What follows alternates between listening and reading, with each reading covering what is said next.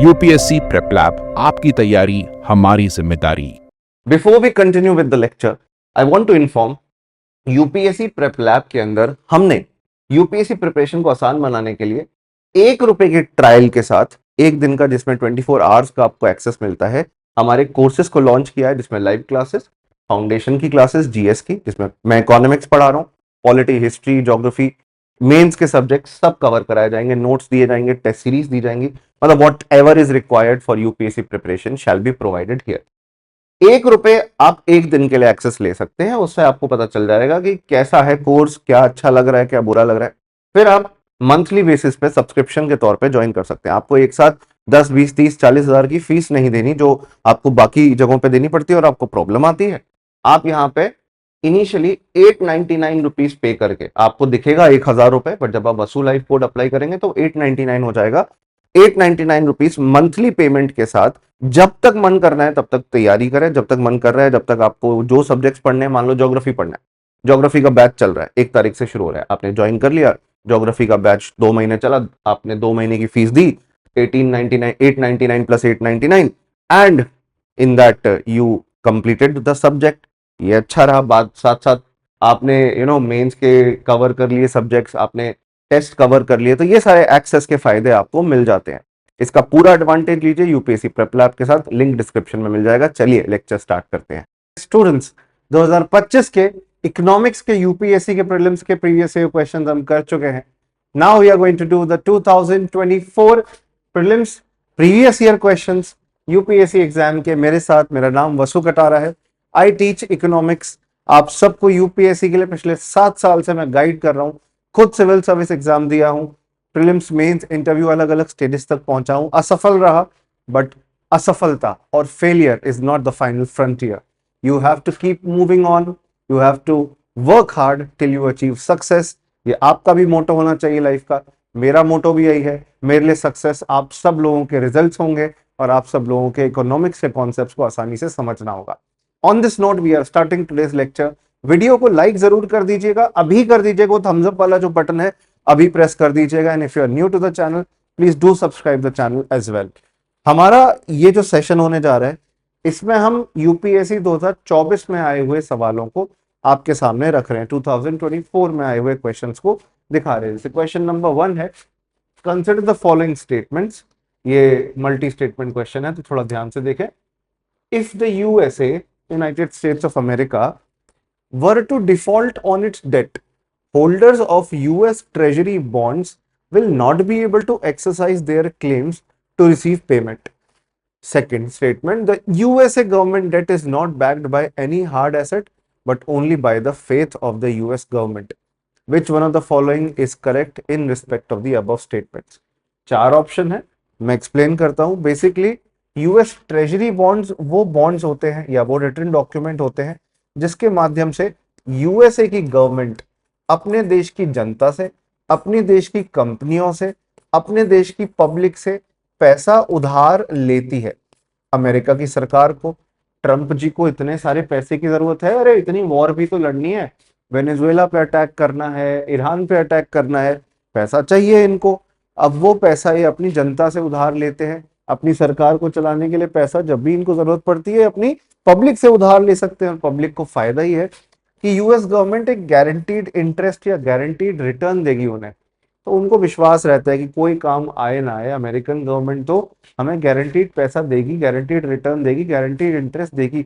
इसलिए लोग विश्वास करके, अमेरिका की पब्लिक विश्वास करके उधार देती है। अब ये अमेरिका की पब्लिक तो है ही, इंटरनेशनल इन्वेस्टर्स भी खरीदते हैं और अमेरिका की गवर्नमेंट को उधार देते हैं। Basically they give loan to the US government. ये कागज का टुकड़ा, एक रिटन डॉक्यूमेंट है प्रूफ के तौर पे कि अमेरिका की गवर्नमेंट ने उधार लिया है, जिनको अब कहा जाता है यूनाइटेड स्टेट्स की ट्रेजरी बॉन्ड्स। ट्रेजरी मतलब खजाना, बॉन्ड्स मतलब उधार लेने के डॉक्यूमेंट, सर्टिफिकेट। अब बेसिकली अगर अमेरिकन गवर्नमेंट ने डिफॉल्ट किया कि हम आपका पैसा वापस लौटाने की हालत में नहीं है, we don't have enough money to pay the people who have given the money back, जिन्होंने भी उधार दिया है उनको वापस देने की हालत में नहीं है, तो क्या लोगों के पास कोई और रास्ता नहीं होगा? They will not be able to exercise their claim of receiving payment. ये पहला स्टेटमेंट है। दूसरा है कि अगर ऐसा है तो क्या ये इस वजह से है कि US government is not backed by any hard asset? Hard asset मतलब गोल्ड। अमेरिका पहले गोल्ड के साथ अपने डॉलर की वैल्यू को बराबर रखता था, इक्वेट करता था। आज ये सिस्टम बदल गया है, डॉलर की वैल्यू गोल्ड की वैल्यू के हिसाब से अब नहीं होती है। तो क्या अमेरिका की सरकार पे जो लोगों का विश्वास है उसके चलते ये इन्वेस्ट हो रहा है, या एक्चुअली यहाँ पे किसी प्रकार से कोई बैकअप दिया गया है? तो अमेरिका की करेंसी को लेकर या अमेरिका के उधार लेने के सिस्टम को लेकर फिलहाल के लिए देयर इज नो बैकअप। जैसे जैसे अमेरिका का उधार बढ़ता जा रहा है, अमेरिका की सरकार उधार लेती जा रही है, लिमिट क्रॉस हो जा रहे हैं, और उस लिमिट क्रॉस होने की वजह से सबसे बड़ी समस्या आ रही है कि कल को अगर सरकार को अमेरिका को और पैसा चाहिए होगा तो ये ऐसी एक सिचुएशन में फंस जाएंगे कि जो उधार लिया है ये उसको वापस चुका भी नहीं पाएंगे। अब अमेरिका की डॉलर की करेंसी एक फियाट करेंसी है। फियाट करेंसी का मतलब होता है कि वो करेंसी जो सिर्फ सरकार की घोषणा के आधार पे, सरकार के अनाउंसमेंट के आधार पे और जनता के विश्वास के आधार पर चल रही होती है। तो बस ये अमेरिका की गवर्नमेंट ने एक अनाउंसमेंट या एक घोषणा की हुई है, and it is not backed by any physical commodity, it is not backed by any gold anything, कि अमेरिका की सरकार उस गोल्ड वोल्ड को बेच दे और पैसा लोगों का चुका दे। इस वजह से हमारा पैसा या जो भी लोग अमेरिका के ट्रेजरी बॉन्ड खरीद के बैठे हैं अब उनका पैसा खतरे में है, क्योंकि ये कोई भी हार्ड एसेट के साथ बैक्ड नहीं है दोस्तों। इसलिए साफ सीधी सी बात है, statement 2 is correct and it is correct explanation of statement 1। Statement 2 जो है ये सही है, स्टेटमेंट 1 भी सही है, और स्टेटमेंट 2 सही से स्टेटमेंट 1 को एक्सप्लेन करता है। अगर आपको ऐसे क्वेश्चन सॉल्व करने हैं तो एक छोटी ट्रिक है, दोनों स्टेटमेंट पढ़ो, पहले तो इंडिविजुअली आइडेंटिफाई करो कि दोनों सही है या गलत है। अच्छा, दोनों सही हैं तो मतलब लॉजिक ये बनता है कि पहला स्टेटमेंट सही है, सेकंड स्टेटमेंट सही है, तो इनके बीच में कनेक्शन तो है, but is it explaining properly? ये कह रहा है statement 2 and statement 1 are correct and statement 2 explain statement 1। The US government that is not backed by any hard currency but only by the faith of the government, because of this the USA's government defaults। अगर सरकार America की पैसे नहीं देने की हालत में होगी, कोई पैसा नहीं दिया जाएगा इस कारण की वजह से। तो दोनों के बीच में कोरिलेशन बन रहा है, इसलिए करेक्ट आंसर ए है। A is the correct answer. Next question पे चलें दोस्तों। सेकंड स्टेटमेंट, ये भी बड़ा शानदार क्वेश्चन है।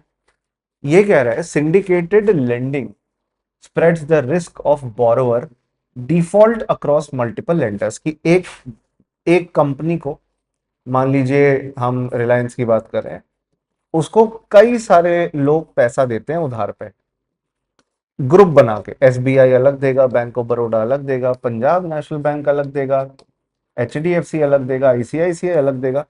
इसको कहते हैं सिंडिकेटेड लेंडिंग। सिंडिकेट मतलब ग्रुप, लेंडिंग मतलब उधार देना। तो इससे रिस्क बढ़ जाता है, फैल जाता है सब में बराबर। Risk of borrower default across multiple lenders, ऐसे लोग जो कि कई सारे लोन दे रहे हैं उस कंपनी को, उन सब में रिस्क बढ़ गया ना। अब ये पैसा अगर नहीं चुकाएगी उधार वापस, तो एक का नहीं कई सबका, कई सारों का इसमें रिस्क आ जाता है।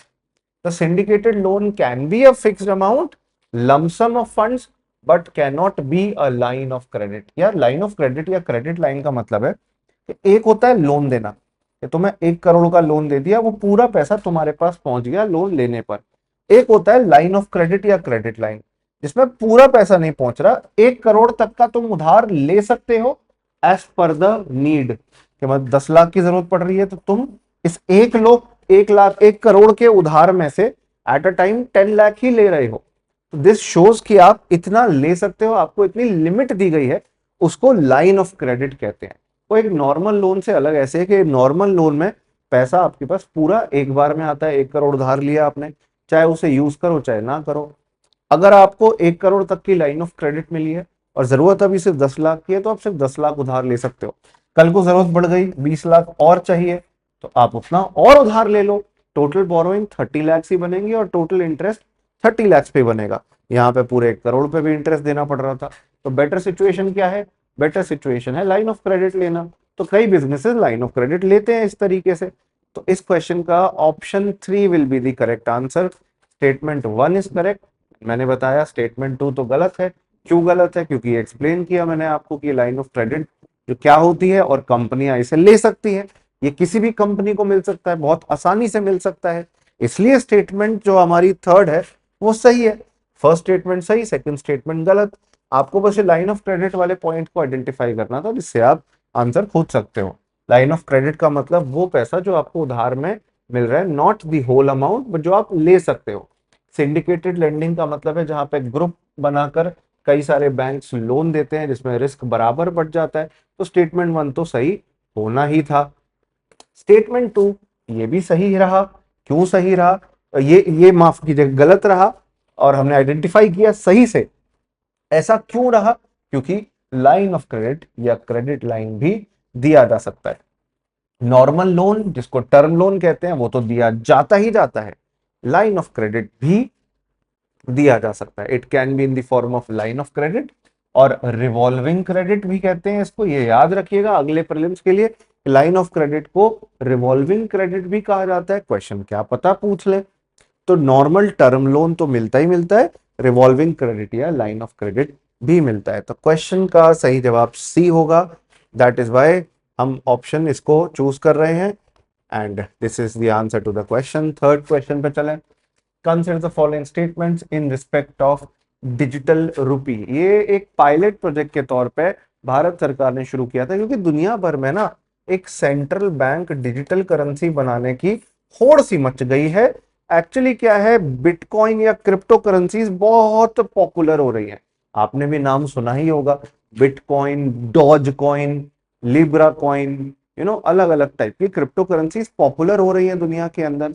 तो अब इंडिया भी अपनी एक डिजिटल करेंसी, क्रिप्टो करेंसी नहीं, डिजिटल करेंसी बनाना चाहती है।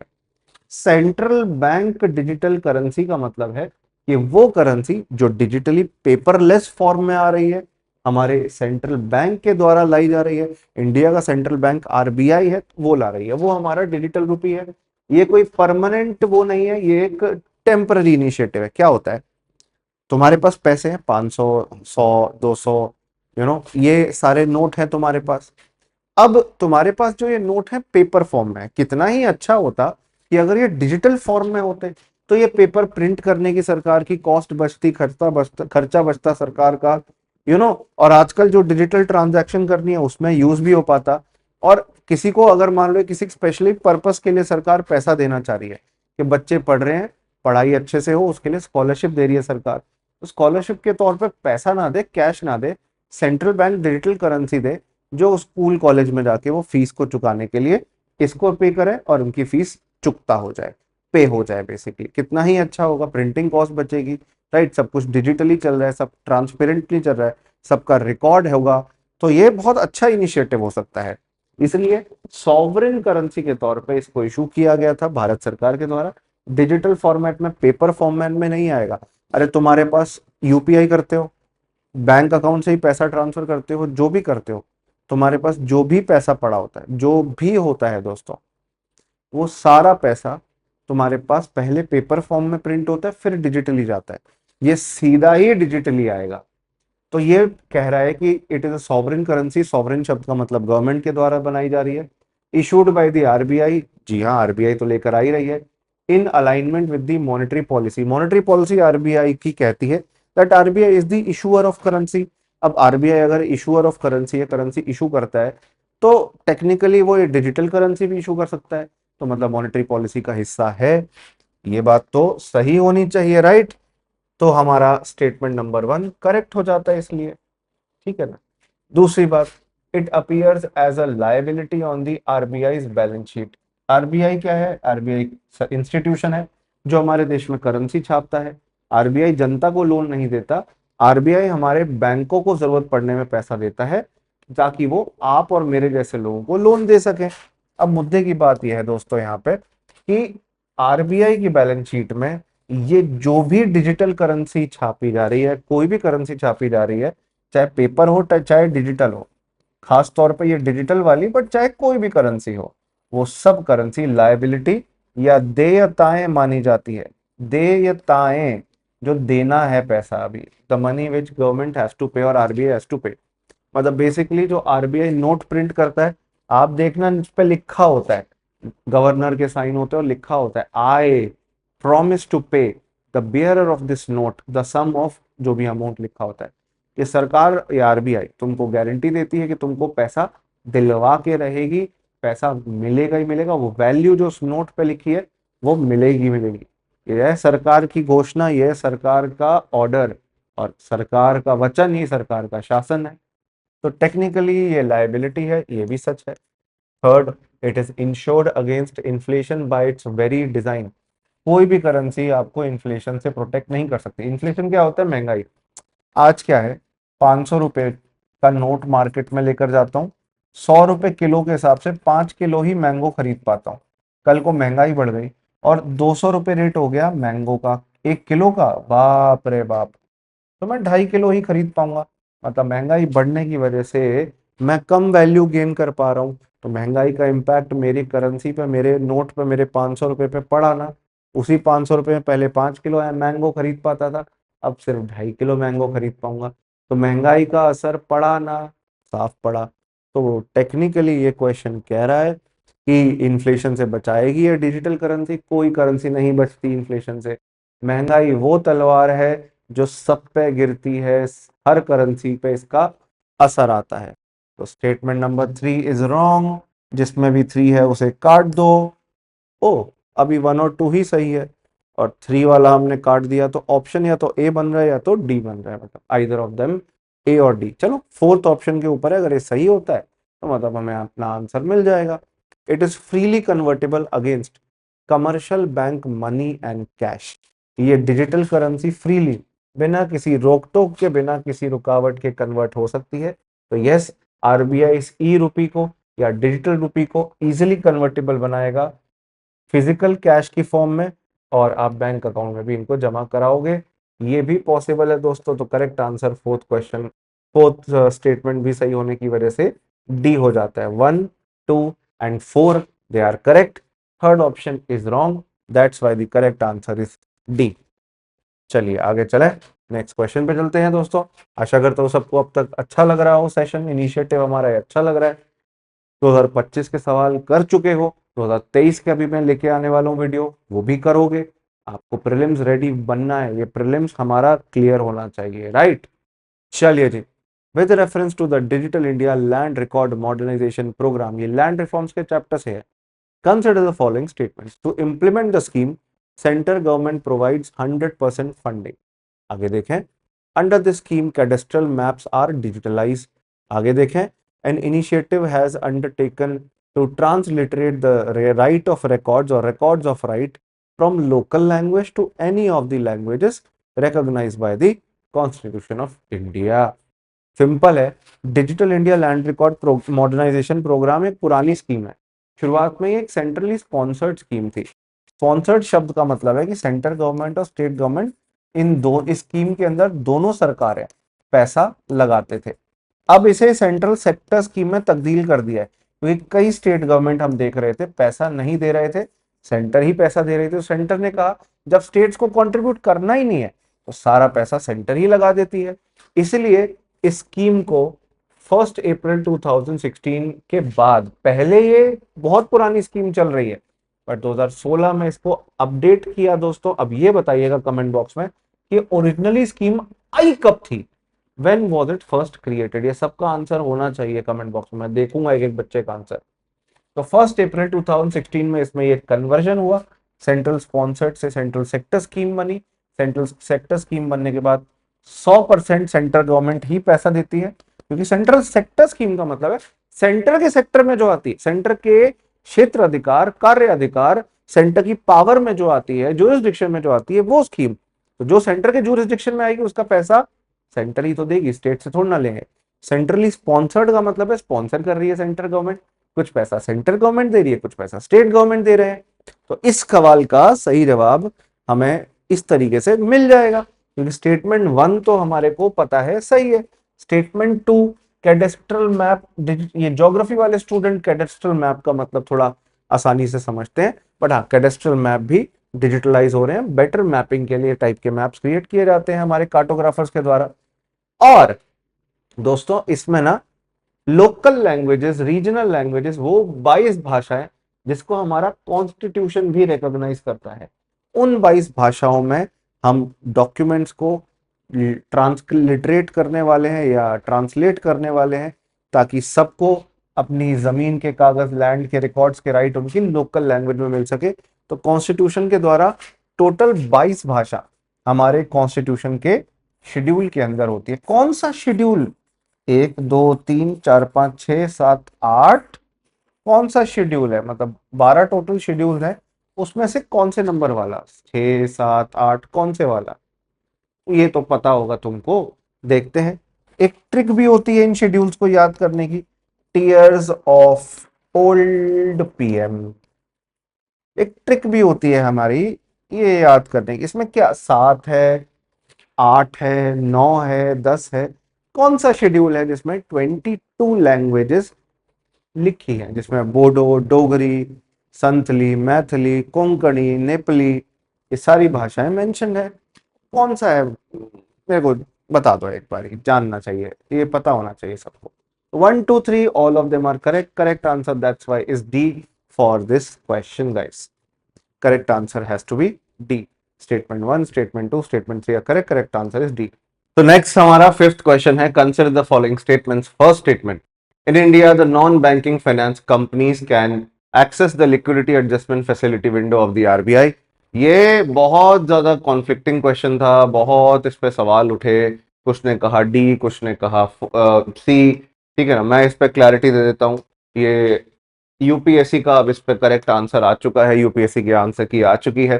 तो यूपीएससी ने बोला है कि फर्स्ट स्टेटमेंट इज राइट। मैं बता देता हूँ, NBFC, non banking finance companies, ठीक है ना, जिनमें आपका एग्जांपल लेते हैं Muthoot, Muthoot gold loan, Bajaj finance, ये कुछ कंपनीज हैं। ये फेमस एनबीएफसीज हैं इंडिया की। तो बेसिकली जो हमारा कोविड टाइम था, स्पेशल इमरजेंसी सिचुएशन थी, उस टाइम पे बैंकों को और एनबीएफसीज को लिक्विडिटी एडजस्टमेंट फैसिलिटी के तहत लोन लेने का मौका मिल रहा था आरबीआई से। ये फैसिलिटी क्या होती है? आरबीआई बेसिकली बैंकों को, अब इन स्पेशल सिचुएशन एनबीएफसीज आल्सो, पैसा उधार पे देता है जो बैंक लौटा देंगे कुछ टाइम के बाद। बैंक जो है वो अपने कुछ प्रॉपर्टी गिरवी रखते हैं आरबीआई को, क्योंकि ऑफ कोर्स उधार ले रहे हैं तो गिरवी तो रखना पड़ेगा। अपने गवर्नमेंट सिक्योरिटीज गिरवी रखते हैं आरबीआई के पास। ये लिक्विडिटी एडजस्टमेंट फैसिलिटी में होता है, जिसको आप रेपो रेट कहते हैं। रेपो शॉर्ट फॉर्म है, फुल फॉर्म है repurchase obligation rate. Repo rate फिर से खरीद लेने का ऑब्लिगेशन जिसमें होता है। तो यार ये स्पेशली टेम्पररली और स्पेशली अलाउ किया था, तो यूपीएससी ने माना है ये स्टेटमेंट 1 करेक्ट है। हालांकि मैं अभी भी इस पे कई डाउट्स रखता हूं, क्योंकि it is not a permanent feature, but still UPSC ने बोला है तो मेरे को वही आंसर आपको कन्वे करना पड़ेगा। First statement is right. Second, in India foreign institution investors can hold the government securities. जी हाँ, foreign investors Indian government securities purchase कर सकते हैं। गवर्नमेंट सिक्योरिटी परचेस करने का मतलब है कि सरकार को मान लो एक कुछ पैसा चाहिए उधार पे, रोड बनानी है, हाईवे बनाना है, स्कूल कॉलेज कुछ भी बनाना है, तो उसके लिए सरकार उधार ले रही है और एक रिटर्न डॉक्यूमेंट, एक कागज का टुकड़ा दे रही है। और कागज का टुकड़ा गवर्नमेंट सिक्योरिटी है कि आप हमें पैसे दो, हम आपको इंटरेस्ट लौटाएंगे उस पैसे के साथ। तो फॉरेन इंस्टीट्यूशन इन्वेस्टर्स को भी इंडिया में इन्वेस्ट करके अच्छा खासा इंटरेस्ट मिलना है, और इंडियन गवर्नमेंट गारंटीड इंटरेस्ट दे रही है। कोई ऐसा तो नहीं कि इंडियन गवर्नमेंट पैसा देना बंद कर देगी। तो इसलिए फॉरेन इंस्टीट्यूशन इन्वेस्टर्स भर भर के हमारे देश के अंदर आते हैं और गवर्नमेंट सिक्योरिटीज में भी इन्वेस्ट करते हैं। तो second statement is also correct. Third कह रहा है कि इंडियन स्टॉक मार्केट पर, स्टॉक एक्सचेंजेस पर, बीएसई, एनएसई जैसे स्टॉक एक्सचेंज पर डेट ट्रेडिंग का अलग प्लेटफॉर्म बनेगा। स्टॉक एक्सचेंज होता है शेयर्स की खरीद फरोख्त के लिए, शेयर्स खरीद सकते हो, बेच सकते हो, जैसे रिलायंस के शेयर्स, अडानी के शेयर्स। इसके अलावा डेट इंस्ट्रूमेंट या बॉन्ड जिसे हम कहते हैं, आप वो भी खरीद बेच सकते हो। कंपनियां अपने बॉन्ड्स भी खरीद बेच सकती है। जैसे एग्जांपल है, रिलायंस को मान लो 1,000 करोड़ रुपए की जरूरत है, तो वो शेयर्स बेचने के बजाय उधार भी ले सकती है। उधार किससे लेगी? पब्लिक से लेगी। रिलायंस पब्लिक को क्या सेफ्टी, क्या गारंटी, क्या रिटर्न प्रूफ दे रही है? वो रिटर्न प्रूफ, वो सेफ्टी गारंटी, ये हमारी स्टॉक एक्सचेंजेस पर बॉन्ड्स ही है, रिटर्न डॉक्यूमेंट है ना। कंपनी लिखित में दे रही है कि मैं आपसे इतना पैसा उधार में ले रही हूँ और इतना इंटरेस्ट लौटाऊंगी इतने टाइम बाद। तो स्टॉक एक्सचेंजेस भी ये बेच पाएंगे, जिससे क्या है ना बायर्स के लिए कन्वीनियंट होगा, एक जगह पर शेयर्स भी खरीद सकते हो और बॉन्ड्स भी खरीद सकते हो, जहां इन्वेस्ट कर लो, ठीक है ना। तो ये तीनों statement 1, 2 and 3 C will be the correct option for this question. 1 भी सही है, 2 भी सही है और 3 भी सही है। चलिए आगे चल। Sixth question, in India which of the following can trade in corporate bonds and government securities. First point, insurance companies, ये गवर्नमेंट सिक्योरिटीज खरीद सकते हैं। गवर्नमेंट सिक्योरिटी का मतलब हम कई बार डिस्कस कर चुके हैं क्या होता है। कॉर्पोरेट बॉन्ड मतलब जो कंपनियां जिन बॉन्ड्स डॉक्यूमेंट्स के माध्यम से उधार लेती हैं। एग्जाम्पल, रिलायंस को किसी दिन पैसे की जरूरत पड़ गई 1,000 करोड़ की, देश की जनता से मांग सकती है। देश की जनता क्यों देगी? ब्याज, इंटरेस्ट का लालच, इंटरेस्ट मिलेगा इस चीज का लालच। तो रिलायंस को हम उधार दे सकते हैं पैसा, कोई मना नहीं करेगा, कोई रोक टोक नहीं करेगा। सरकार अगर ऐसे बॉन्ड इशू करे, हाँ, गवर्नमेंट सिक्योरिटीज में भी अलाउड है। इंश्योरेंस कंपनियां कर सकती हैं, बिल्कुल, एलआईसी करती है धड़ल्ले से। पेंशन फंड, वो फंड्स जो हमारे पैसे को जोड़ते हैं ताकि उस पर इंटरेस्ट कमाएं और बुढ़ापे में वो पैसा लौटा दें, जिस पे ब्याज लगा के हमको पैसा वापस मिले। तो पेंशन फंड ऐसा करते हैं, बिल्कुल। सेकंड स्टेटमेंट भी सही है। थर्ड स्टेटमेंट, रिटेल इन्वेस्टर्स, क्या ये लोग भी ऐसा करते हैं? रिटेल इन्वेस्टर कौन होते हैं? अरे हम लोग तो छोटा छोटा अमाउंट लगाते हैं, हम लोग भी खरीद सकते हैं। मेरे पास भी गवर्नमेंट सिक्योरिटीज है, मैंने भी खरीदी हुई है, मैंने भी बॉन्ड्स खरीदे हुए हैं। तो भाई मतलब हम लोग खरीद ही सकते हैं फिर तो। करेक्ट आंसर डी होगा, 1, 2 and 3 all can purchase. That's why the fourth option is correct. Example भी दिया मैंने आपको, कंपनियां करती हैं ऐसा। तो करेक्ट आंसर डी होगा। ये हमारा फाइनेंशियल इंस्टीट्यूशन के टॉपिक से सवाल पूछा गया है। सेवेंथ क्वेश्चन देखिए, एक और सिमिलर क्वेश्चन है। Consider the following statements, ETF exchange traded fund, motor vehicles, currency swaps, which of the following is are considered as financial instruments. तो यार, फाइनेंशियल इंस्ट्रूमेंट होने की डेफिनेशन ये होती है कि कोई ऐसा एक कॉन्ट्रैक्ट है, एक अग्रीमेंट है, एक सिक्योरिटी है, जिसमें फाइनेंस के लेन देन की बात चल रही है और वो रिकॉग्नाइज हुआ है एज अ फाइनेंशियल इंस्ट्रूमेंट, जिसके माध्यम से पैसा किसी को उधार पे दिया जा सकता है या जिसके माध्यम से कहीं पे शेयर्स में इन्वेस्ट किया जा सकता है पैसा। तो एक्सचेंज ट्रेडेड फंड, ये वो इन्वेस्टमेंट के तरीके होते हैं जिससे आप कंपनीज के अंदर शेयर्स की वैल्यू खरीद सकते हो, ठीक है ना। और दूसरा है मोटर व्हीकल। मोटर व्हीकल क्या, गाड़ी खरीद रहे हो, मोटर व्हीकल कॉन्ट्रैक्ट होगा, भाई लोन लिया, गाड़ी के कागज बैंक के पास है, तो वो कोई फाइनेंशियल इंस्ट्रूमेंट नहीं है। मतलब उस फाइनेंशियल इंस्ट्रूमेंट के बेसिस पर आप ट्रांजैक्शंस नहीं कर सकते। वो तो एक प्रॉपर्टी डॉक्यूमेंट है भाई, कि मैंने एक बाइक खरीदी, एक गाड़ी खरीदी लोन लेकर, और वो लोन के कागज बैंक के, उधार के कागज बैंक के पास है, बैंक से लोन लिया था, क्यों? तो सेकंड स्टेटमेंट गलत है, क्योंकि फाइनेंशियल इंस्ट्रूमेंट जो है वो बाय और सेल किए जा सकते हैं। फाइनेंशियल इंस्ट्रूमेंट दो लोगों को जोड़ता है, एक जिसको पैसे की जरूरत है, एक जो इनफ पैसा रखता है पर उसे उस पर ब्याज या इंटरेस्ट या रिटर्न कमाना है, तो वो होते हैं फाइनेंशियल फाइनेंशियल इंस्ट्रूमेंट। अब मोटर व्हीकल या गाड़ी खरीदी आपने, बाइक खरीदी आपने, उसके कागज तो ये फाइनेंशियल इंस्ट्रूमेंट नहीं है। पर सर बाइक भी तो मैं बेच सकता हूँ। पर आप क्या उस पर्पस के लिए बाइक खरीद रहे हो कि मैं बेचूंगा आगे जाके? और बेचोगे तो क्या हाइयर वैल्यू मिलेगी कि 50 लाख की, 50,000 की बाइक खरीदी तो 1 लाख की बिक जाएगी? ऐसा तो नहीं है। तो पर्पस ही अलग है ना, जानबूझ के। तो वही बात हो गई कि ऊंट के मुंह में जीरा देने वाली बात हो गई।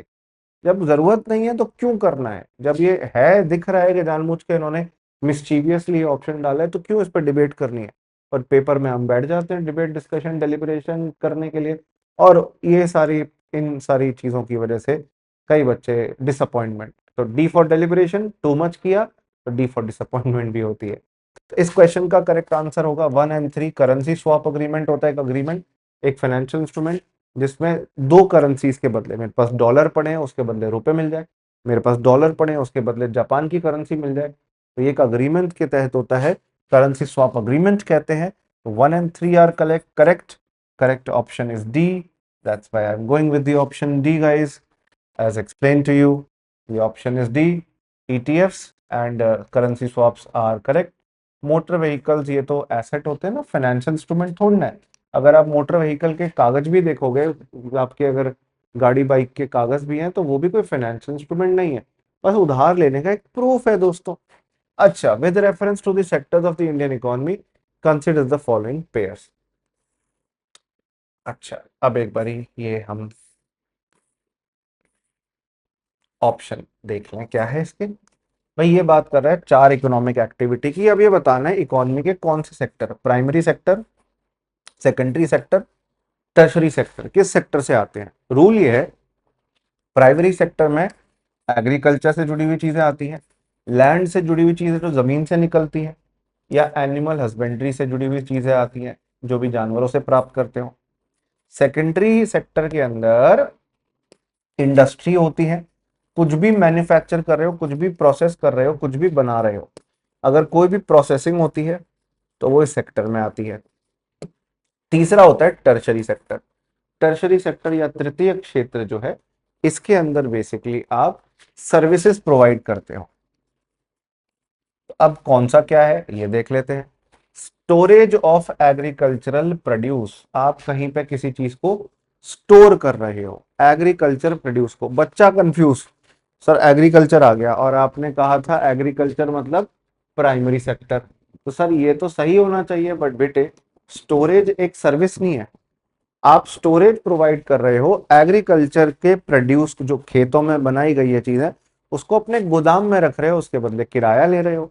आपको सही लग रहा था बट ये सही नहीं होगा, क्योंकि ये आपका कौन से सेक्टर से जुड़ा है, ये प्राइमरी से ना ना, टर्शरी सेक्टर से। यहाँ एक सर्विस दी जा रही है, थर्ड सेक्टर से, टर्शरी सेक्टर से, क्योंकि यहाँ पे एक सर्विस दी जा रही है। और सर्विसेज कहाँ आती है, सर्विसेज आती हैं टर्शरी सेक्टर के अंदर।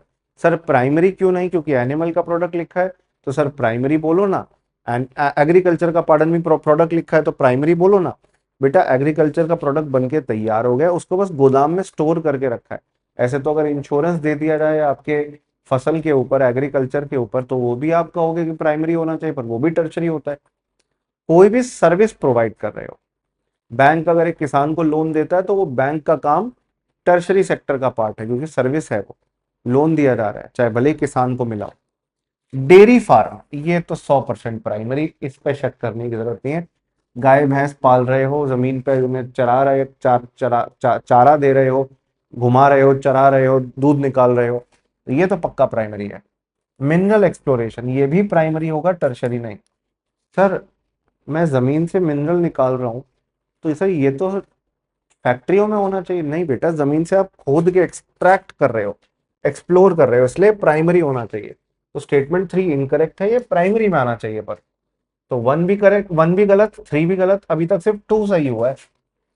फोर्थ ऑप्शन है वीविंग क्लॉथ। वीविंग क्लॉथ होता है कि कपड़े जो आगे, जैसे कॉटन को इकट्ठा किया जाता है, यार्न को उसे वीव किया जाता है ताकि उससे कपड़ा बन सके, उसका जो धागा होता है।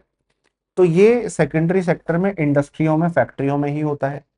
चाहे भले ही कॉटन जमीन से आई हो, उसको फैक्ट्री और इंडस्ट्री में ले जा रहे हो ताकि उससे और कुछ मीनिंगफुल बना सको, प्रोसेसिंग हो, तो ये प्रोसेसिंग स्टेज है। तो ये सही है, 2 सही है, 4 सही है, इसलिए ओनली 2, ये ऑप्शन बी सही होगा। बहुत अच्छा सवाल, डिफिकल्ट सवाल था, B is the correct answer. बहुत बढ़िया क्वेश्चन पूछा था यूपीएससी ने, इसका करेक्ट ऑप्शन बी है। अरे वाह, ऐसा एक और सवाल इसी नेचर का। चलो जूम करते हैं थोड़ा, पता नहीं दिख रहा हो नहीं दिख रहा हो, अब तो सबको दिख रहा होगा। क्वेश्चन कह रहा है कि फिजिकल कैपिटल में 4 ऑप्शन है, फार्मर्स प्लो, कंप्यूटर, यार्न, यार्न धागा वही जो वीवर बुनकर यूज करता है, एंड पेट्रोल। इनमें से कौन सा फिक्स कैपिटल है, कौन सा वर्किंग कैपिटल है। यार किसी भी बिजनेस के लिए ना, कैपिटल या पूंजी वो पैसा है जो बिजनेस में लगाया जा रहा है। अब ये 2 तरीके का है, एक तो या तो फिक्स कैपिटल होगा, या तो एक वर्किंग कैपिटल होगा। It can be of 2 types, fixed and working. Now, in case it is a fixed capital, then please understand that it will remain fixed and it will be used as an asset. जो एक asset, एक property है जो business में बनी रहेगी, it will be consistent and continuing. Working capital होता है जो day to day basis पर use होने वाला, पैसे से इस्तेमाल किया जाता है, डे टू डे बेसिस पर यूज होता है टेक्निकली। तो जैसे कंप्यूटर है, ये एक फिक्स कैपिटल है, क्योंकि भाई ये एक एसेट है, एक संपत्ति है। मेरा लैपटॉप मेरी संपत्ति है, रेगुलरली डेली यूज होता है। सर पर डेली यूज होने वाला तो वर्किंग कैपिटल होता है, ये डेली जब जरूरत पड़े यूज कर लिया जाता है। जैसे फॉर एग्जाम्पल, मेरी एक दुकान है, हलवाई की दुकान, मैं मिठाई बनाता हूँ, मैं बनाता हूँ काजू बर्फी बहुत बढ़िया, मैंने फ्रिज खरीद रखा है।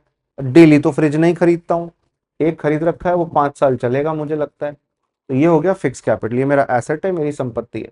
और डेली मुझे काजू खरीदना पड़ेगा, मेरे को डेली शुगर चीनी खरीदनी पड़ेगी, वो डे टू डे बेसिस पे स्टॉक खरीदूंगा ना, वो मेरा वर्किंग कैपिटल में आएगा। स्टॉक जो होता है सामान जो आपको अपनी फैक्ट्री में, गोदाम में, प्रोसेसिंग में, प्रोडक्शन में चाहिए, वो वर्किंग कैपिटल होता है। तो कंप्यूटर तो फिक्स कैपिटल हो गया। फार्मर्स प्लो, किसान का जो प्लो होता है जिससे वो खेत जोतता है, हल, ये भी फिक्स कैपिटल होता है दोस्तों, वर्किंग कैपिटल नहीं होगा। पेट्रोल, पेट्रोल फिक्स कैपिटल नहीं, वर्किंग कैपिटल है, डे टू डे भरवाना पड़ता है। गाड़ी फिक्स कैपिटल हो सकती है पर पेट्रोल वर्किंग होगा। तो ये गलत हो गया जी। ये तो हमारा 1 तो गलत था, 2 सही था, 3, 3 कह रहा है yarn use by the weaver, जो धागा बुनकर इस्तेमाल करता है यार, ये ना उसके प्रोफेशन के अंदर एक वर्किंग कैपिटल है, क्योंकि कपड़े के अंदर धागा तो रेगुलरली चाहिए, डेली चाहिए। तो इसका करेक्ट ऑप्शन ओनली 2 होगा, only 2 will be correct. 1 is wrong, second is correct. 3 जो है आपका, यहाँ क्या लिखा था, यहाँ लिखा था फिक्स कैपिटल, गलत था, वो वर्किंग कैपिटल होना चाहिए। एक सेकेंड, या वर्किंग कैपिटल होना चाहिए, तो वो गलत है। एंड फोर्थ क्या था, पेट्रोल, पेट्रोल क्या है, क्या लिखा है, पेट्रोल के आगे वर्किंग कैपिटल लिखा है, तो ये सही होगा। मैंने इसको, फिक्स नहीं है, ये वर्किंग ही है। करेक्ट आंसर देखते हैं क्या है, चारों ऑप्शन देखे। फार्मर्स प्लो, ये तो वर्किंग कैपिटल नहीं, फिक्स कैपिटल है, लिख देते हैं यहाँ पे। कंप्यूटर, ये भी फिक्स कैपिटल है। यार्न, यार्न धागा है, डे टू डे बेसिस पे यूज होता है, वर्किंग कैपिटल है। पेट्रोल, ये भी वर्किंग कैपिटल है, तो पेट्रोल सही है, यार्न गलत है, कंप्यूटर सही है, फार्मर्स प्लो गलत है। ओनली 2 विल बी करेक्ट, देखो ना, only 2, yes, only 2 will be correct. 10th question, with reference to the rule or rules imposed by the RBI, while treating foreign banks, consider the following statements. कई सारे foreign banks India में exist करते हैं, city bank है, America का bank है famous, American express bank है, कई सारे फॉरेन बैंक्स है जो इंडिया में बिजनेस करते हैं दोस्तों। There is no minimum capital requirement for wholly owned banking subsidiaries in India. अच्छा, for wholly owned banking subsidiaries in India at least 50% of the board member should be Indian nationals. तो यार एक होता है फॉरेन बैंक, इंडिया में कई सारे foreign bank exist करते हैं, मैंने बताया। उन फॉरेन बैंकों की इंडिया में कई सारी ब्रांचेस हैं, वो फॉरेन बैंक पूरी तरह उसके मालिक हैं, इसलिए उसको होली ओन्ड कहते हैं। और सब्सिडियरी मतलब उसके अंडर आने वाली जूनियर कंपनी। तो कई सारी फॉरेन बैंकों की जूनियर कंपनी इंडिया में काम कर रही होती हैं, इंडिया में भी उनकी ब्रांच होती है। तो कह रहा है कोई मिनिमम कैपिटल रिक्वायरमेंट नहीं है। अजी, नॉर्मल बैंक खोलने के लिए 500 करोड़ रुपए चाहिए होते हैं मिनिमम कैपिटल के तौर पे। कोई भी नॉर्मल बैंक इंडिया में आपको खोलना है, अगर आपको एक पेमेंट बैंक जैसे पेटीएम पेमेंट बैंक है, तो 100 करोड़ रुपया देना पड़ता है एज कैपिटल बिजनेस के अंदर। अगर एक स्मॉल फाइनेंस बैंक जैसे उज्जीवन स्मॉल फाइनेंस बैंक, जैसे एयू स्मॉल फाइनेंस बैंक, जन स्मॉल फाइनेंस बैंक, अगर आपको ओपन करना है ऐसा कोई बैंक, तो 200 करोड़ रुपया लगता है। तो आप यहाँ कह रहे हैं कि कुछ पैसा नहीं लगेगा, ये तो गलत बात है, तो झुटला दिए। तो मिनिमम कैपिटल रिक्वायरमेंट इन पर भी होती है, होली ओन सब्सिडरी पर भी होती है। 500 करोड़ कोई भी इंडिया में बैंक खोलना है, आपको इतना पैसा दिखाना पड़ेगा मिनिमम कैपिटल के तौर पे, ताकि आपका एक स्ट्रॉन्ग बेस रहा, एक बुनियाद मजबूत रहे, एक इमारत मजबूत रहे। तो स्टेटमेंट 1 जो है आपका, ये गलत है, इनकरेक्ट है। स्टेटमेंट 2 कहता है कि होली ओन्ड बैंकिंग सब्सिडरी के लिए ऐसा होता है कि इनके जो बैंक के बोर्ड ऑफ डायरेक्टर है ना, उसमें आधे से ज्यादा, मोर देन हाफ, इंडियन होने चाहिए। उनको इंडिया के बारे में, इंडिया के बैंकिंग स्ट्रक्चर के बारे में, इंडिया के बैंकिंग लॉस के बारे में बेहतर पता होगा। हमें नहीं चाहिए विदेशी आके बैठ जाए, हमें नहीं चाहिए ईस्ट इंडिया कंपनी जैसी कंपनी फिर आ जाए, इंडियन मेंबर्स होने चाहिए, ये सच है। और ये जानबूझ के किया है हमने, ताकि बैंकिंग रूल्स रेगुलेशंस के साथ इंडियंस वाकिफ होंगे, उस चीज का ध्यान रखा जाए और प्रोटेक्ट किया जाए इनके इंटरेस्ट को। तो करेक्ट आंसर इसका, इस क्वेश्चन का होना चाहिए, क्योंकि first statement is wrong, 500 crore चाहिए, second statement is right. Correct answer is 2 only, option B, 2 only, option B. 11th question दोस्तों, अब हमारे हम 11वें सवाल पे आ गए, 11th क्वेश्चन। इसको आंसर करते हैं।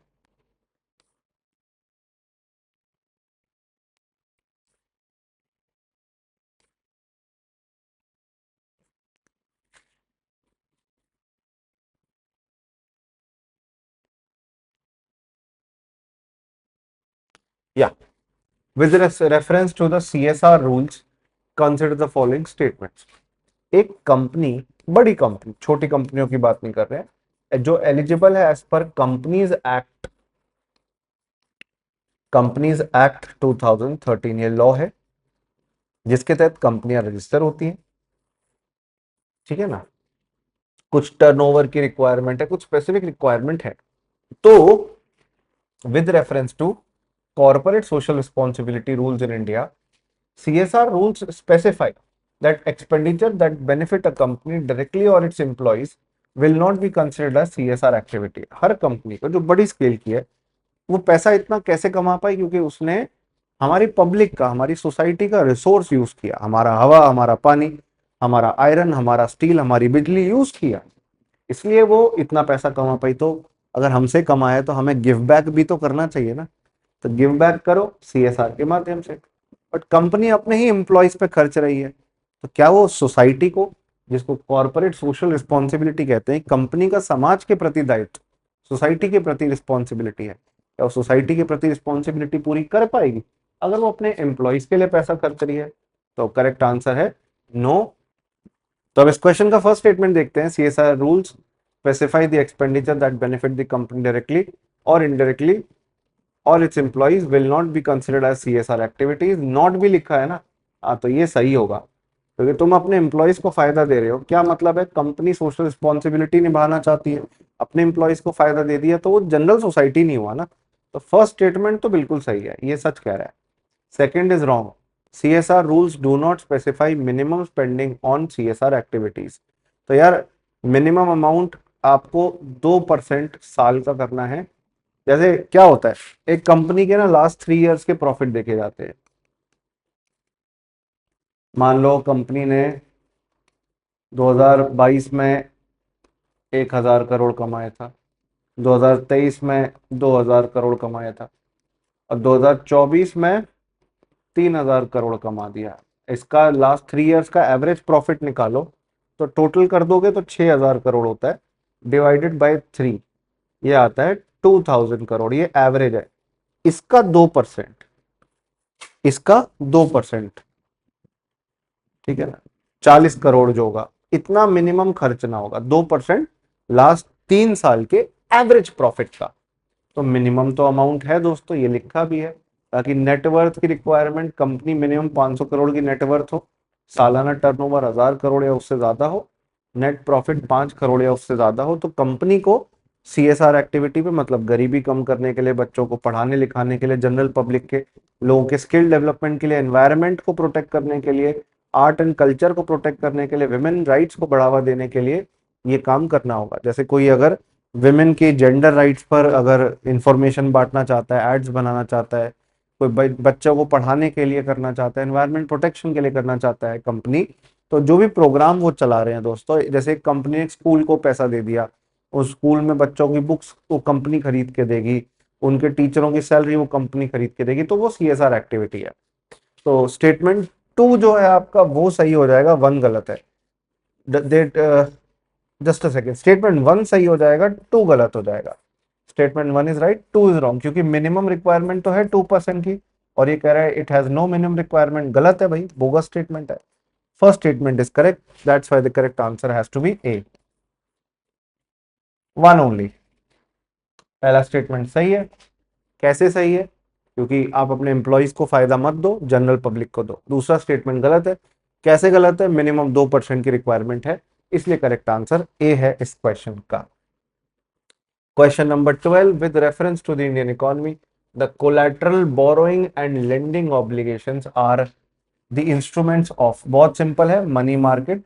ये आमतौर पे बुक्स में नहीं लिखा होता था, करंट अफेयर्स में एक बार पूछा गया था, और भारती वी पाठक नाम की बुक में इंडियन फाइनेंशियल सिस्टम में इसका आंसर लिखा गया था। सी है इसका correct answer.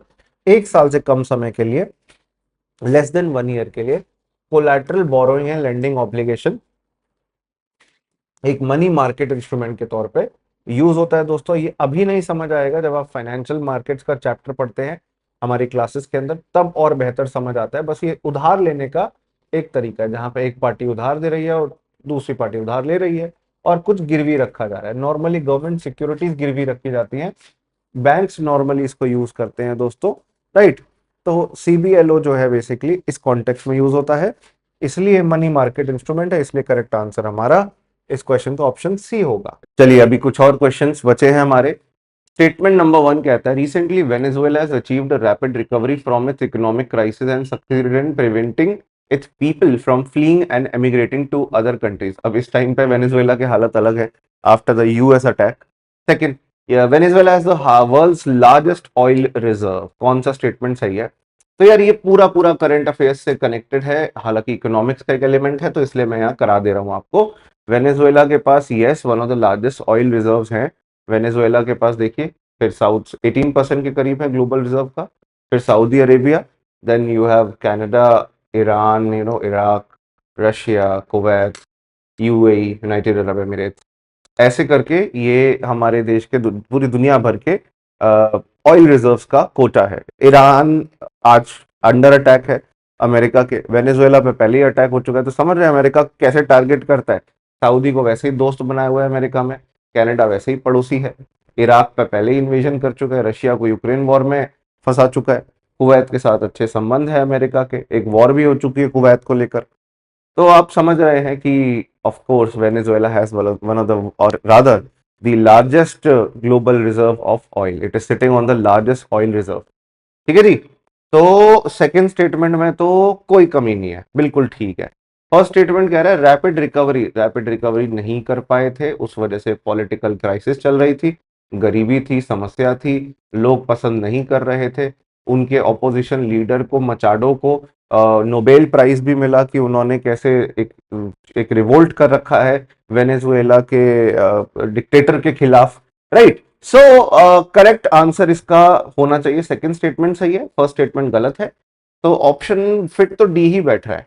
First statement is incorrect, yes it is incorrect. Second statement is correct, so correct answer has to be D. ये करंट अफेयर बेस्ड था, उस टाइम पे बहुत न्यूज में चल रहा था। 14th question, India does not import apples from the United states of America. Okay, एक तो गलती से कभी एक सेब मंगा लिया हो, कभी मतलब एप्पल के फोन तो मंगाते ही हैं, खाने वाला एप्पल भी कभी गलती से मंगा लिया हो, तो स्टेटमेंट वहां पे गलत हो जाएगा ना। गलती से एक सेब कभी आ गया हो, ग्रीन एप्पल, रेड एप्पल, कोई सा भी एप्पल। चलो सेकंड देखते हैं। In India the law prohibits the import of genetically modified food without the approval of the competent authority. हाँ ये थोड़ा सही लग रहा है यार, कोई भी जेनेटिकली मॉडिफाइड क्रॉप आप इंडिया में कैसे मंगा सकते हो, ठीक है ना। तो इसके लिए GEAC genetic engineering appraisal committee, ये ministry of environment, forest, climate change, ये है कॉम्पिटेंट अथॉरिटी और इससे अप्रूवल लेना पड़ता है अगर कोई भी जेनेटिकली मॉडिफाइड फूड आप इंडिया में इंपोर्ट कर रहे हो तो second statement is correct. Second statement में कोई कमी नहीं है, कोई दिक्कत नहीं है। Statement number 2 is correct. Statement number 1 as I said, कभी गलती से एक सेब तो आ गया हो, कभी आ गया हो गलती से, मैं ही ले आया अपने बैग में रख के, ठीक है ना, तो और मैं लाया भी हूं, तो the statement number 1 has to be, because see you have to apply logic in such portion. I cannot quote any book, I cannot quote any newspaper article for this particular statement. Common sense है, logic है, मतलब जिसको हम use कर सकते हैं while answering the question. So the statement number 1, this is correct, this is incorrect, pardon me. Statement number 2 is correct and that's why the correct option has to be B. चलिए बहुत बढ़िया सवाल था, अच्छा सवाल था। 15th question, with reference to the Pradhan Mantri Shram Yogi Man Dhan Yojana, consider the following statements. The entry age group for enrollment in the scheme is 21 to 40 years. Age specific contribution shall be made by the beneficiary. Each subscriber under the scheme shall receive a minimum pension of 3,000 per month after attaining the age of 60 years. Family pension is applicable to the spouse and unmarried daughter. तो ये प्रधानमंत्री Shram Yogi Maandhan basically उन लोगों के लिए है जो unorganised sector में काम कर रहे हैं, किसी की दुकान है अपनी, कोई ट्यूशंस पढ़ाते हैं, राइट, वो अनऑर्गेनाइज्ड सेक्टर के अंदर काम कर रहे हैं। अब उनको कोई नौकरी तो है नहीं कि कोई पेंशन देगा, सरकारी नौकरी तो है नहीं कि कोई पेंशन देगा, तो उनको एक गारंटीड पेंशन स्कीम हमने प्रोवाइड की हुई है दोस्तों। इस गारंटीड पेंशन स्कीम के तहत एज स्पेसिफिक कंट्रीब्यूशन होते हैं, मतलब मान लीजिए 18 से 40 के बीच में आप जुड़ सकते हो स्कीम में, ठीक है ना। मान लो अगर आप 39 ईयर्स में जुड़े हो या आप 19 ईयर्स में जुड़े हो, तो क्या दोनों को सेम कंट्रीब्यूशन देना होगा? मतलब एक इंसान, ये बेसिकली आपको देना होता है 60 साल की उम्र तक पैसा, है ना। आपको पैसा जोड़ना है स्कीम के तहत, सरकार को देना है, और सरकार फिर 60 साल के हो जाओगे, रिटायर हो जाओगे, तब आपको उसके बदले पेंशन देना शुरू करेगी। तो एक कहावत होती है ना, क्विड प्रो क्वो, तुम मुझे कुछ दो मैं तुम्हें कुछ दूंगा। गवर्नमेंट को आप अभी कुछ प्रीमियम दे रहे हो, जैसे इंश्योरेंस का प्रीमियम होता है, और फिर गवर्नमेंट आपको उसके लिए पेंशन देगी। तो आपने यहाँ पे मान लो कोई 19 की एज में जुड़ा या कोई 39 में जुड़ा, तो दोनों का सेम प्रीमियम तो नहीं होना चाहिए ना, वहां पे एज स्पेसिफिक कंट्रीब्यूशन प्रीमियम होना चाहिए दोस्तों। इसलिए सेकंड स्टेटमेंट सही है, पहला स्टेटमेंट गलत है। 21 से 40 नहीं, 18 से 40 की उम्र है और 60 साल में आपकी पेंशन स्टार्ट हो जाती है। 60 ईयर्स के होने पर आपकी पेंशन स्टार्ट हो जाती है। तो फर्स्ट स्टेटमेंट गलत हो गई, फोर्थ स्टेटमेंट गलत हो गई, बिकॉज ये वाली स्टेटमेंट गलत थी, राइट। तो हमने देखते ही दो एलिमिनेट कर दिए। अब दो ही ऑप्शन बच रहे हैं, या तो टू या तो थ्री। टू तो 100% सही है, वो तो हमने देख ही लिया। थ्री क्या है? थ्री सही है अगर, तो हमारा आंसर सेकंड वाला होगा, वरना थर्ड वाला होगा। अब देख लेते हैं थ्री क्या कहता है। Each subscriber under the scheme shall receive a minimum pension of 3000 rupees. तो यस, दिस इज करेक्ट, 3000 रुपए की पेंशन मिलेगी। तो करेक्ट ऑप्शन टू होगा दोस्तों, 2 और 3, ठीक है ना। फोर्थ स्टेटमेंट गलत है, क्योंकि स्पाउस को पेंशन, जो हस्बैंड है उनकी वाइफ को, या वाइफ है तो उनके हस्बैंड को, after the death of the person जिनके ऊपर ये स्कीम थी, उनके पार्टनर को पैसा मिलता है। अनमैरिड डॉटर का प्रोविजन नहीं है। अनमैरिड डॉटर, ये एक्स्ट्रा टर्म ऐड किया हुआ है इन्होंने, इसका प्रोविजन नहीं है। Family pension is applicable to the spouse of the subscriber, ये लिखा है ना, it provides for a family pension but it is applicable to the spouse of the subscriber. तो फोर्थ स्टेटमेंट आपका साफ तौर पे गलत हो गया। फर्स्ट गलत है, फोर्थ गलत है, 2 और 3 are correct. That's why the correct answer for this question is second, और option number B, as you can see. Alright, the 16th question. India is a member of international grains council. बहुत ज्यादा ये unknown body है, इसके बारे में ज्यादा awareness होती नहीं है लोगों को। कह रहे हैं इंडिया इज अ मेंबर, देखते हैं। A country needs to be a member of the Indian grain council for exporting और importing rice and wheat. Okay, इसको भी देख लेते हैं। दो स्टेटमेंट्स हैं हमारे पास। तो पहली बात, इंडिया मेंबर है इंडियन ग्रेन काउंसिल का, सच बात है। Grain council basically grain, food grains जो होते हैं, अनाज जो होता है, राइट, राइस व्हीट वगैरह, इससे रिलेटेड बॉडी है। करीबन 30 के करीब देश हैं जो मेंबर्स हैं इसका, इंडिया भी इसका मेंबर है। दूसरा स्टेटमेंट क्या कहता है? फर्स्ट तो सही हो गया, a country needs to be a member of Indian grain council for exporting और इंपोर्टिंग राइस एंड व्हीट। भाई अगर ऐसा होता तो ये तो वर्ल्ड ट्रेड ऑर्गेनाइजेशन जितनी पॉपुलर बॉडी होती जिसके बारे में हर बच्चा पढ़ता है, पर इसके बारे में, इंडियन ग्रेन काउंसिल के बारे में तो हर बच्चा नहीं पढ़ता। मतलब कोई पॉपुलर बॉडी तो है नहीं, मतलब ज्यादा देश इसके मेंबर तो है नहीं। तो कैसे ये इंपोर्ट और एक्सपोर्ट को कैसे, मतलब आप समझ रहे हैं, रिस्ट्रिक्ट कर देगा या प्रोहिबिट कर देगा या रेगुलेट कर देगा? इतनी कोई पॉपुलर बॉडी तो है नहीं। ये गलत हो गया, बिल्कुल बोगस स्टेटमेंट है कि country needs to be a member. Why? भाई कोई भी देश इंपोर्ट एक्सपोर्ट कर सकता है, इंपोर्ट तो एटलीस्ट कर ही सकता है, मंगा तो सकता ही है चावल और गेहूं। एक्सपोर्ट अगर बाय चांस 1% एक्सपोर्ट पे सच होता, तो इंपोर्ट तो वही गलत हो जाता ना। मतलब आपको एक ऑर्गेनाइजेशन का मेंबर बनना पड़ेगा चावल और गेहूं खरीदने और बेचने के लिए, ऐसा कैसे हो सकता है? ये तो ओपन ट्रेड के खिलाफ है। तो फर्स्ट स्टेटमेंट सही है, सेकंड गलत है। That's why the correct answer has to be A. बहुत अच्छा सवाल ये यूपीएससी ने पूछा था, पूरा लॉजिक से भरा हुआ। तो इंडियन ग्रेन काउंसिल अलग अलग गवर्नमेंट्स की एक बॉडी है, 1949 में बनाई गई थी। इंडियन व्हीट काउंसिल के तौर पर हेडक्वार्टर्स इसका लंदन इंग्लैंड के अंदर है दोस्तों। तो ये था हमारा question. Last question for today, the total fertility rate in an economy is defined as, ये मैं हमेशा हमारी क्लास के अंदर, इकोनॉमिक्स के लेक्चर्स के अंदर बताता हूँ। टीएफआर और रिप्लेसमेंट रेट तो बताता ही बताता हूँ।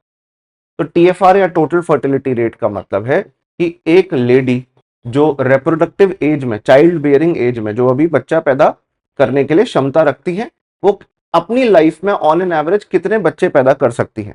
इंडिया का पहले 4-5 होता था, एक लेडी आमतौर पे 4-5 बेबीज को जन्म देती थी। अब ये कम होता जा रहा है, इसको हम ऑलमोस्ट 2 के आसपास लाना चाहते हैं, 2.1 टू बी प्रिसाइज, जिसको हम रिप्लेसमेंट रेट कहते हैं। तो स्टेटमेंट नंबर 4 जो है आपका, इसमें the average number of live births a woman would have by the end of her child bearing age, अपनी रिप्रोडक्टिव एज में कितने बच्चों को जन्म एक लेडी दे सकती है। तो करेक्ट आंसर डी है, ठीक है ना। ऑप्शन नंबर सी सही नहीं है, ऑप्शन नंबर बी सही नहीं है, number of children born to a couple in their life time in a given population. हम भाई कपल की बात नहीं कर रहे हैं, हम एक लेडी की बात कर रहे हैं, लेडी को फोकस करके किया जाता है, ठीक है जी। क्योंकि basically reproductive rights and reproductive organs are with the females, that's why. तो स्टेटमेंट नंबर 4 सबसे लॉजिकल लग रहा है यहाँ पे, ठीक है ना, और इस वजह से करेक्ट ऑप्शन डी होगा दोस्तों। तो ये था हमारा पूरा paper. Thank you for watching the video. Good luck to all of you. See you in the next class, guys.